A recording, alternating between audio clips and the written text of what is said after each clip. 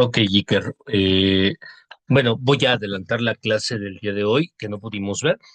Eh, Rusia, el Gran Principado de Moscú, de 1283 a 1547. En sus inicios, Moscú era solo un pequeño puesto de avanzada, pero su ascenso fue estratégico y a veces implacable. El rol de los recaudadores, es decir, los príncipes moscovitas se ganaron el favor de los mongoles, la Horda de Oro, actuando como sus cobradores, los cobradores de impuestos, sobre otros principados rusos. Eh, Esto les permitió acumular riqueza y poder militar. La Aquí está la cuestión de los recaudadores de oro, que acumularon riqueza y poder militar bajo la protección de los mongoles, ¿no? Y en 1453 viene otra etapa de florecimiento para Rusia, la Tercera Roma. Tras la caída de Constantinopla en 1453, Moscú comenzó a verse a sí misma como la heredera espiritual y política del Imperio Bizantino. Iván III, el Grande, se casó con Sofía Paleógola, sobrina del último emperador bizantino, adaptando el águila bicéfala y el trono autocrático.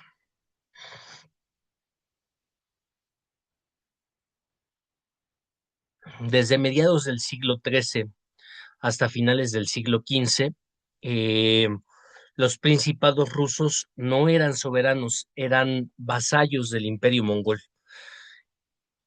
El ser humano ruso de esta época vivía bajo la presión constante, bajo la presión constante. El tributo no era solo el dinero, era humillación política. Los príncipes tenían que viajar miles de kilómetros hasta Sarai, la capital de la Horda, para arrodillarse ante el Khan y recibir el Yarlik, es decir, la patente para gobernar. ¿Qué pasó?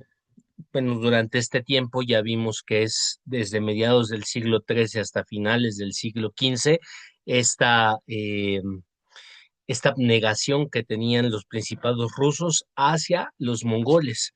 Fue Iván III el Grande quien en 1480, tras el gran encuentro en el río Ugra, se negó a seguir pagando tributo a los mongoles, marcando el fin efectivo de la dominación mongola, ¿sale? Entonces, fue hasta 1480 que Rusia vive a expensas de el, el pueblo mongol, ¿no? Ya hablaremos el día de mañana de este pueblo mongol. Bien, eh, vamos a ver ahora la Rus de Kiev. Eh, Hay que retroceder para ver a este sistema eh, al siglo IX y entre el siglo IX y el siglo XII, ¿vale? 13 aproximadamente. Encontramos la Rus de Kiev,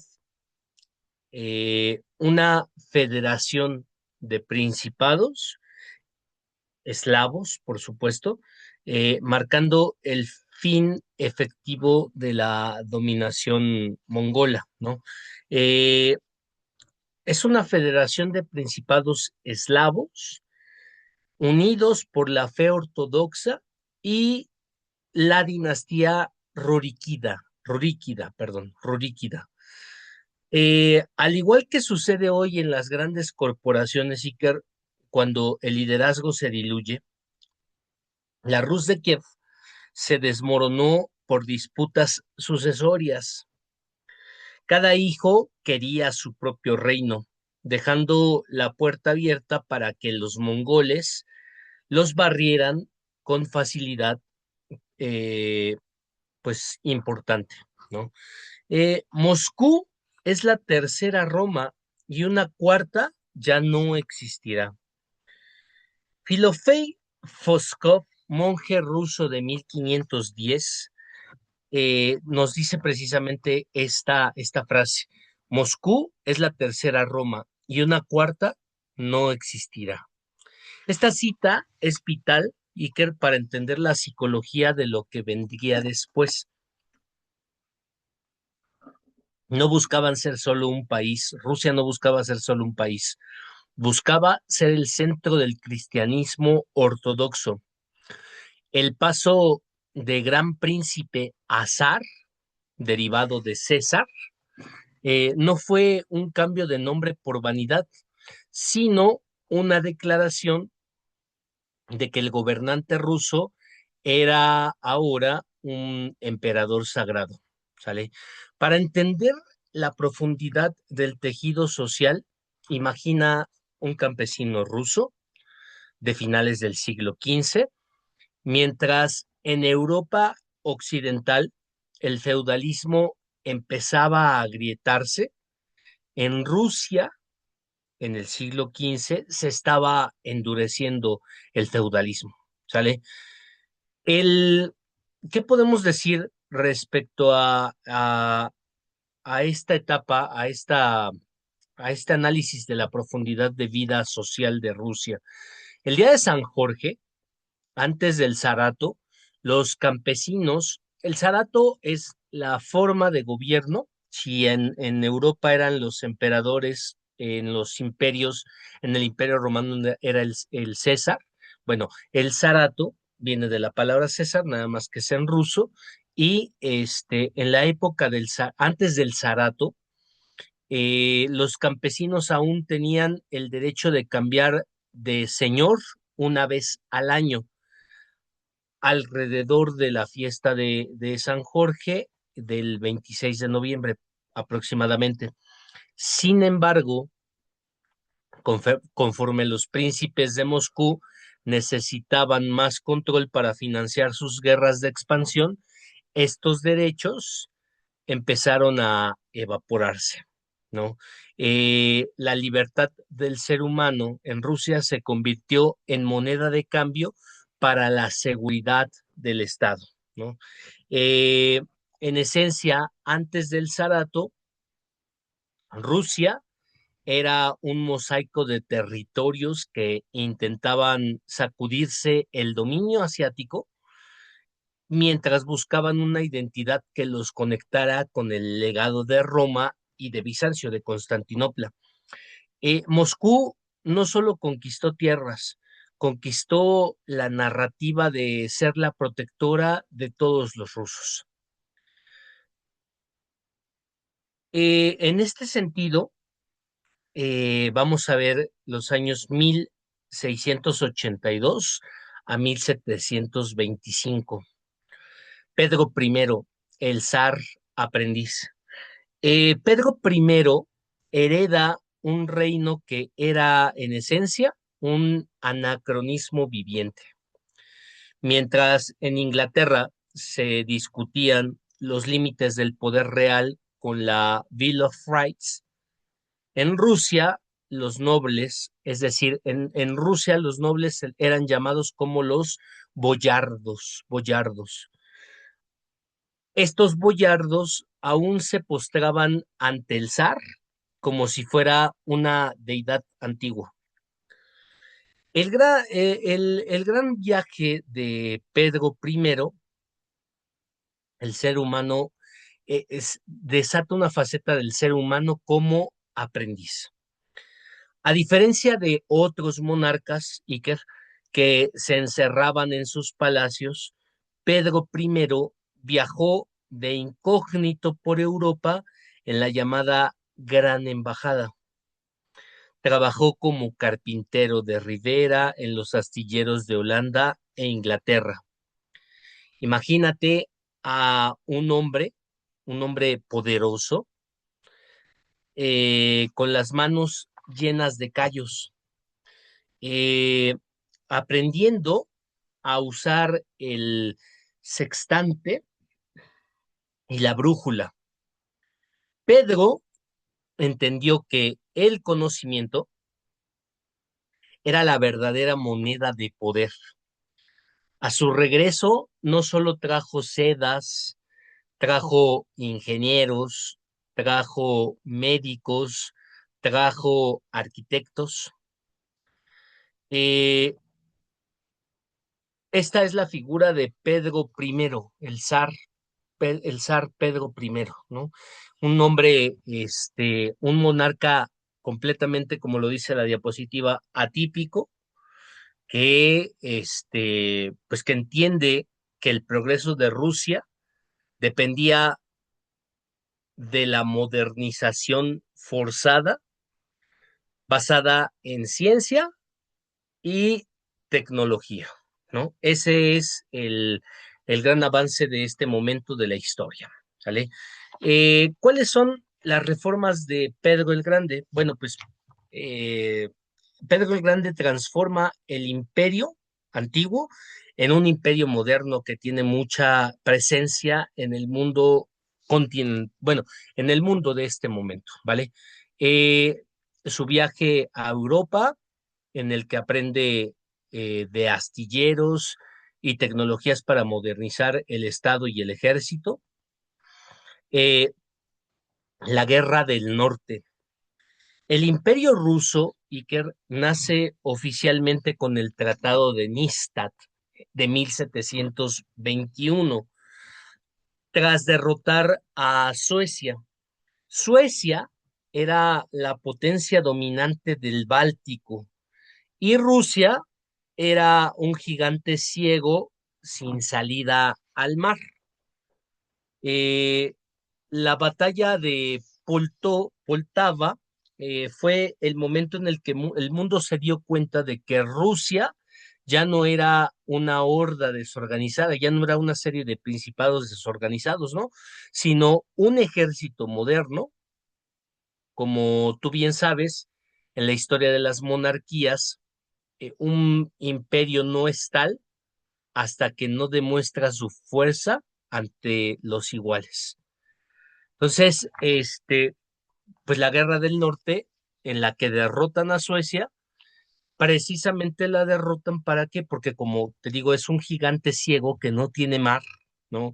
Entonces no puede demostrar en este momento su potencia militar y es con la guerra contra Rusia, la Guerra del Norte contra Rusia, que se establece navalmente el dominio como potencia, como Rusia, el dominio de Rusia como potencia, ¿no?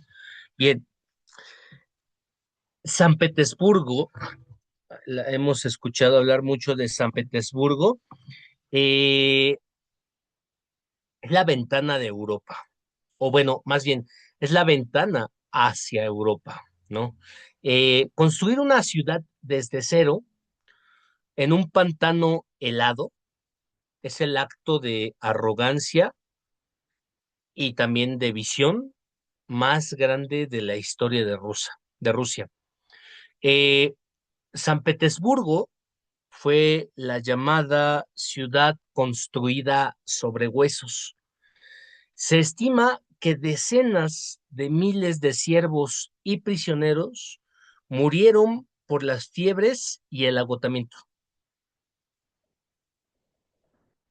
Pedro I, Iker, prohibió que se construyeran casas de piedras en cualquier otro lugar de Rusia para que todos los albañiles y materiales se concentraran en la nueva capital, San Petersburgo.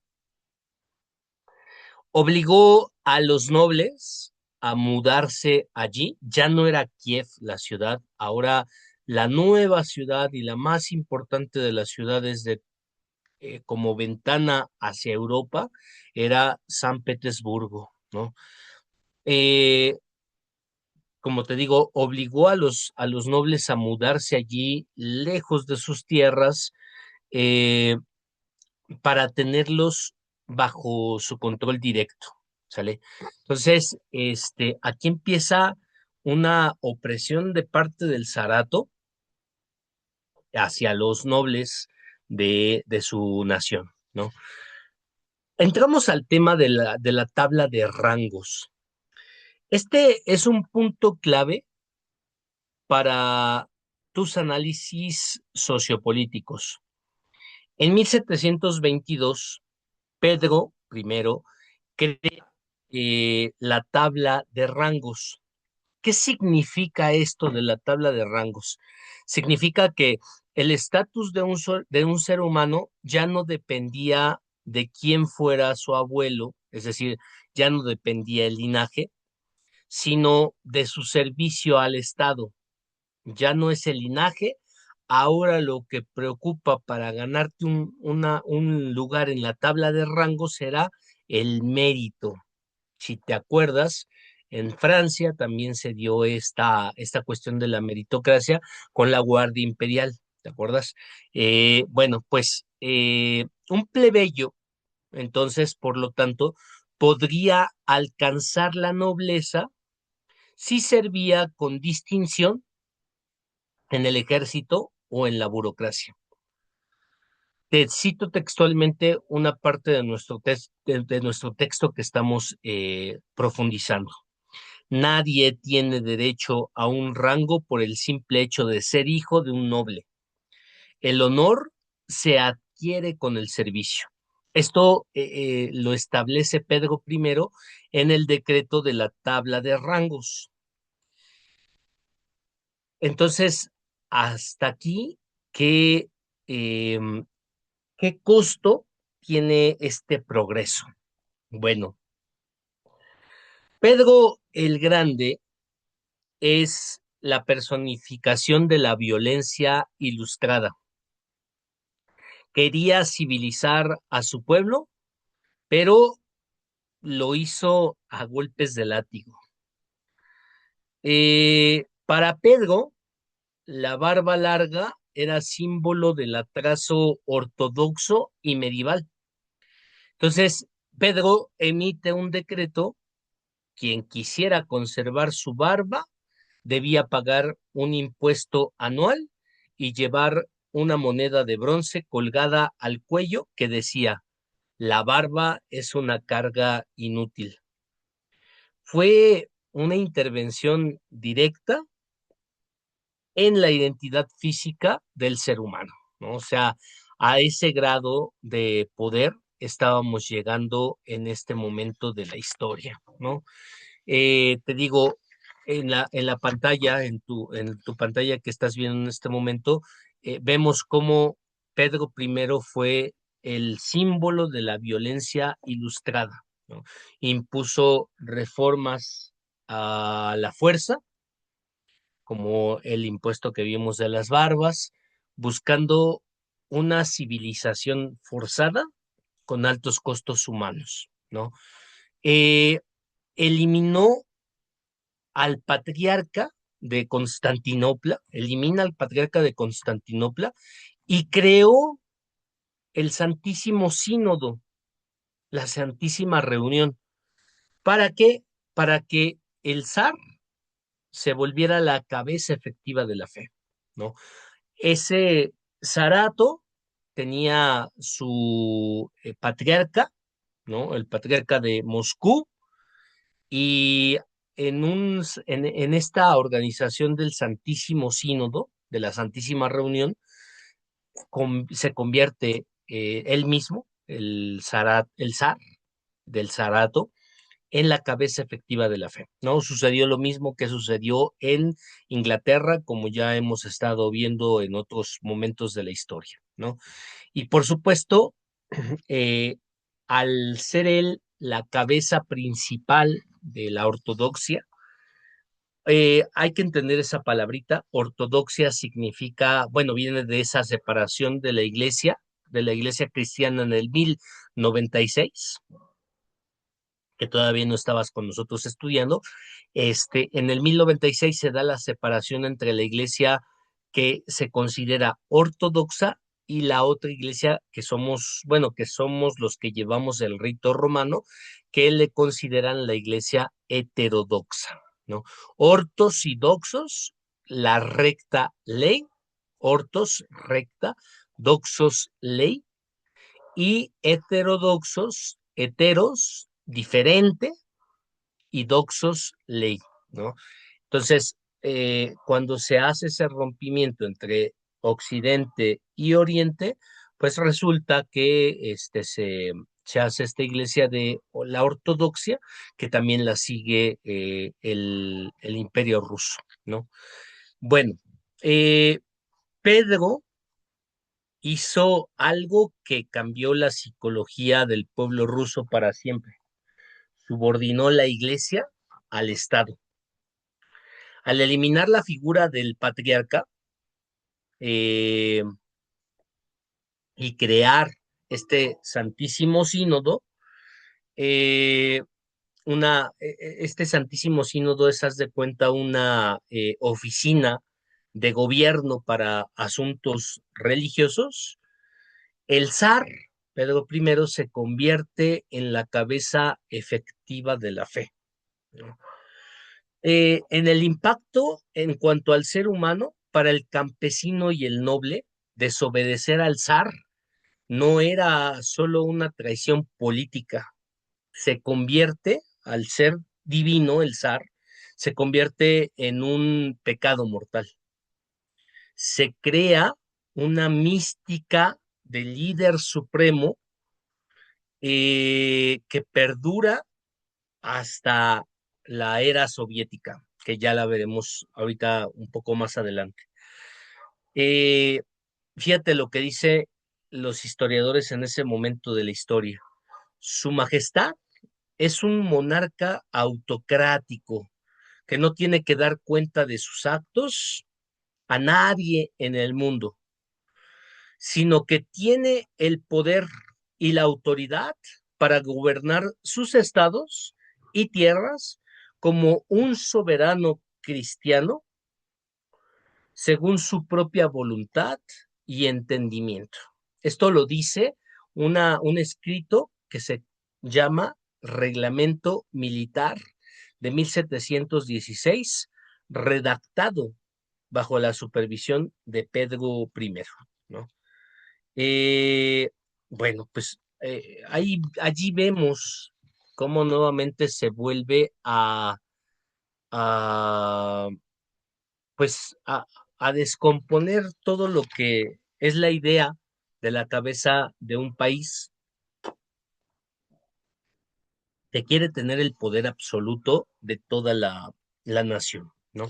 Entonces, en otras monarquías europeas que hemos estudiado, la nobleza solía ser un contrapeso al rey. En Rusia, Pedro I les quita esa posibilidad. Con las tablas de rangos, la nobleza deja de ser un derecho y se convierte solamente en un empleo. Eh, si un noble no servía en el ejército o o en la administración, perdía privilegios. Esto crea una clase dirigente que no sabía hacer otra cosa que obedecer órdenes de sus superiores para mantener su nivel de vida. Esto es, pues obviamente, muy complicado porque, pues te digo, todo se centraliza en la figura en este caso, del zar, ¿no?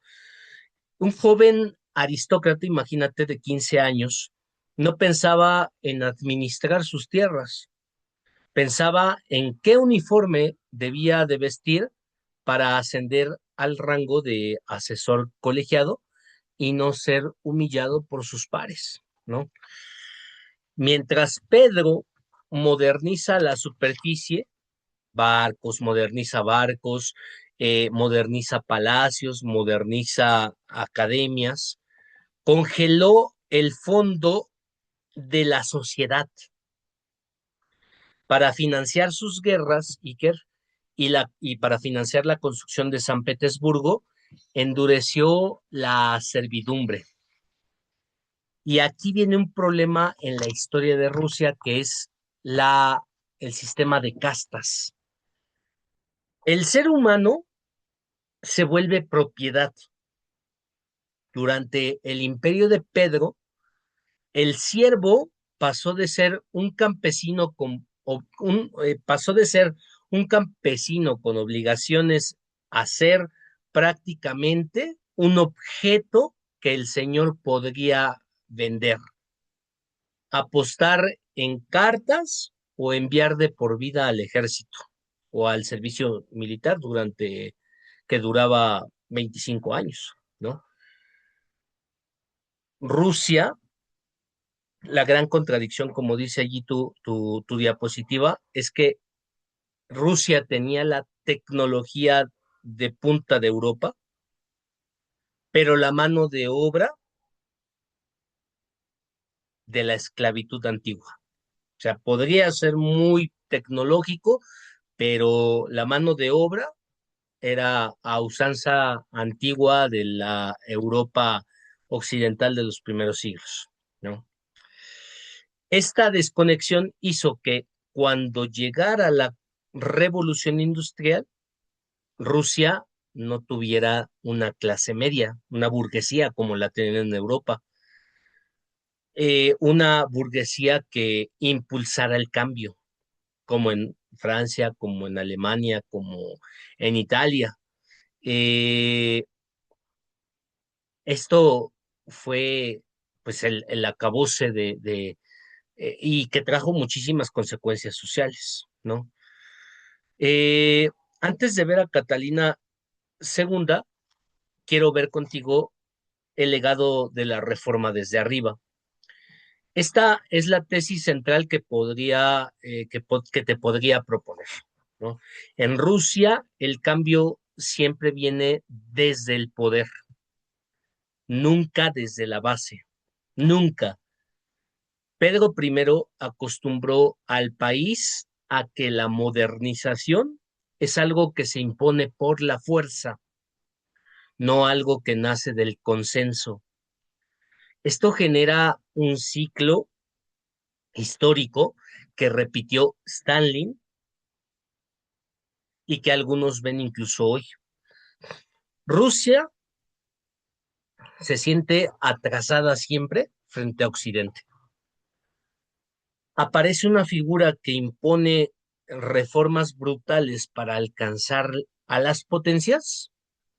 El pueblo paga con sangre y libertad por el precio de ser una potencia y el sistema se vuelve tan rígido que deja de innovar.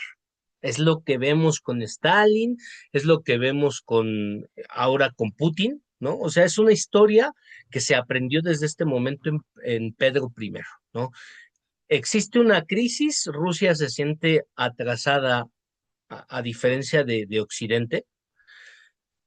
Aparece una figura de un hombre que impone reformas brutales a la nación, al país, en este caso, en ese momento, al zarato. Pero ¿qué es lo que trae esas reformas brutales? Pues trae que el pueblo paga con sangre y pues la libertad como precio de volverse una superpotencia, ¿no? Y pues bueno, por esas reformas brutales se queda estancado el país y es muy difícil y muy complicado que innove. ¿Por qué fue tan difícil reformar? Cuando en el siglo XIX los zares, como Alejandro II, intentaron dar libertades como la abolición de la servidumbre en 1861 y la estructura creada por Pedro se resiste. Los nobles no sabían vivir sin servicios. y los siervos no sabían vivir en libertad sin tierras. Eh, las crisis económicas, Iker, y la falta de adaptación suelen ser el fin de los grandes imperios.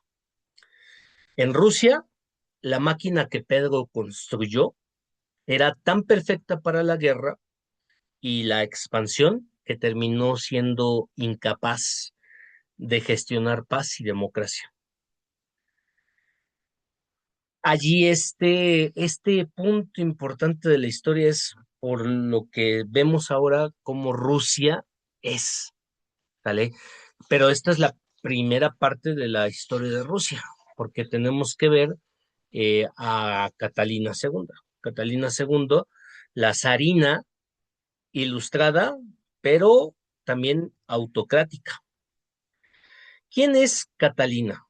Bueno, Catalina es es una princesa que no es rusa, es una princesa que no es rusa, es una princesa alemana llamada Sophie von Anhalt-Zerbst, que llegó a Rusia a los 14 años para casarse con el futuro Pedro III.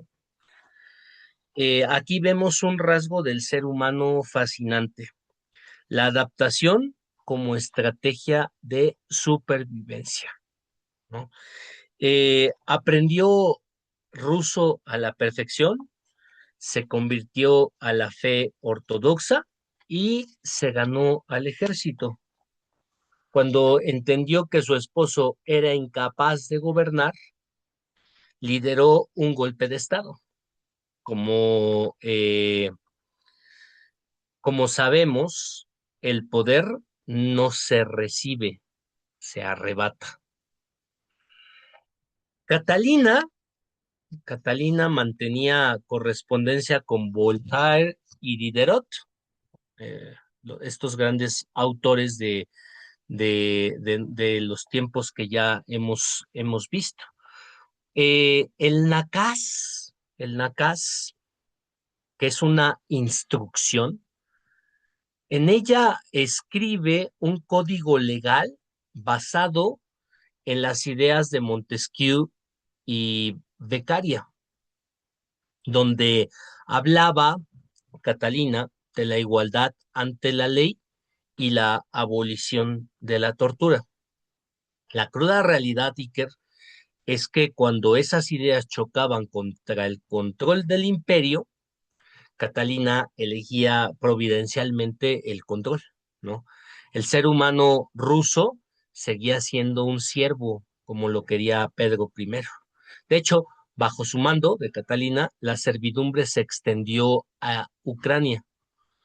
Ella entendió que para mantener el apoyo de la nobleza, sus socios en el poder, no podía quitarle su propiedad, el campesino.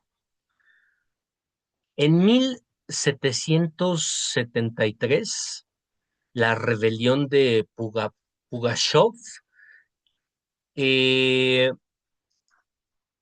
marcó el alma de Catalina y el futuro del imperio, la gran revuelta campesina de Yemelian Pugachov. Eh, Pugachov, un cosaco, se hizo pasar por el difunto zar Pedro III y prometió la libertad a los siervos. Miles de campesinos se unieron a él, quemando fincas y asesinando nobles. Este evento le demostró a Catalina que el pueblo ruso no estaba listo para la libertad ilustrada. Su respuesta de Catalina fue la represión total. A partir de aquí, abandonó sus sueños reformistas y se volvió mucho más conservadora de lo que era. La seguridad del imperio era más importante que los derechos del ser humano individual.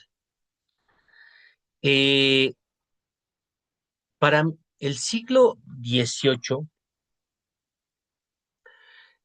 Rusia pasa por, más bien, toma el lugar del gigante. Si algo define el Imperio ruso, es este periodo de su crecimiento territorial. Catalina tenía un apetito geopolítico voraz.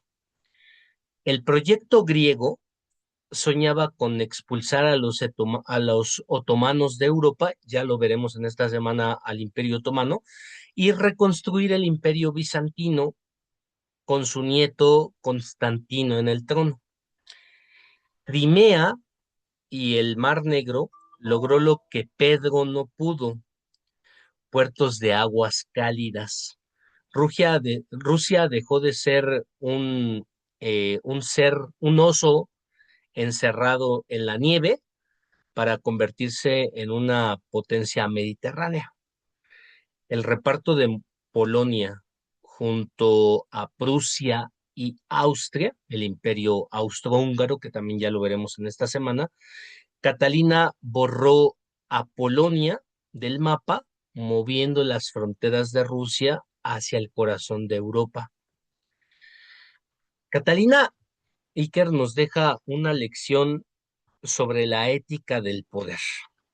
Fundó escuelas para niñas, trajo la vacuna contra la viruela. Ella fue la primera en ponérsela y dar ejemplo.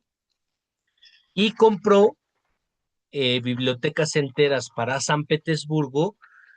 Sin embargo, su grandeza descansaba sobre el sudor de millones de seres humanos que no tenían derecho ni a su propio nombre. En una de sus reflexiones de sus memorias de Catalina dice lo siguiente: un soberano es autocrático por necesidad. Cualquier otra forma de gobierno sería no solo perjudicial para Rusia, sino totalmente ruinosa. Al comparar a Catalina con las monarquías que ya hemos estudiado, como la francesa, como el Sacro Imperio Romano Germánico, eh, nuestro afán o mi afán contigo es que notes cómo en Rusia la figura del monarca parece absorber toda la identidad del Estado. En Inglaterra ya había un parlamento. En Rusia, el parlamento era la mente de Catalina. Eh, Hasta aquí le voy a dejar porque creo que ya nos extendimos un poco en tiempo. El día de mañana vamos a terminar de ver el proceso ruso, cómo termina en el inicio de la guerra, de la Primera Guerra Mundial. Sin embargo, para no hacerte la clase tan larga y que no tengas tantos problemas de aprender esta clase, pues hasta aquí le dejo, ¿no? Vimos a Pedro I, el zarato, el origen del zarato después de la Kiev, de Moscú como, como reino, y luego ya vimos el surgimiento del zarato en 1400, ¿no? Con Pedro I el Grande. Y ahorita nos fuimos hasta la segunda figura más importante, que es siglo XVIII, con Catalina la Grande, ¿vale? Mañana veremos la expansión de, de el veneno, que lo vamos a ver mañana, te digo, y vamos a ver hasta la culminación del Imperio Ruso en la Primera Guerra Mundial, ¿vale? Bueno, pues te dejo allí la clase, ojalá la puedas estudiar y nos vemos el día de mañana. Cuídate.